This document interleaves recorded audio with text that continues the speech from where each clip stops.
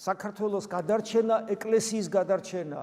არსებობენ პირდაპირ ღვთისპირიდან გავარდნილი ადამიანები სამწუხაროდ, რომლებისთვისაც არანაირი სიწმინდე, არანაირი სამშობლო, არანაირი პატრიოტიზმი, არანაირი წინაპარი, არანაირი დედა, არანაირი მამა, არანაირი ეკლესია, არანაირი პატრიარქი, არაფერი არ არსებობს. სამშობლო ეს იყო ციხესიმაგრე, რომლის გადარჩენაც იყო შენი გადარჩენა და პირიქით და შენი შვილების გადარჩენა. დღეს ამის განცდა დაეკარგა ქართველ ახალგაზრდას. ფიქრობს, რა საჭიროა საქართველოს სამშობლოს სიყვარული, პატრიოტიზმი, რაში მჭირდება? ადამიანი ესე ფიქრობს, რაში მჭირდება? და ვერ გადარჩები, აი ამერიკაში წავალ, ევროპაში ვიცხოვრებ და ასე შემდეგ. მაგრამ ასე დროს ადამიანს ავიწყდება, რომ გადარჩენა მარტო ის კი არ არის შენი ხორცი გადარჩეს და გემრიელი საჭმელი ჭამო.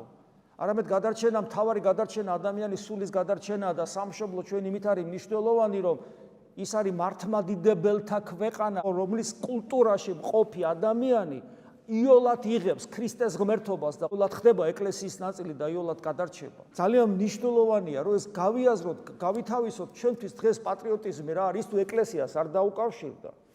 ის ქართველები, რომლებიც ეკლესიის გარშემო არიან, მათ ერთობა აქვს და ქართველობა მეტად შენარჩუნებული აქვს.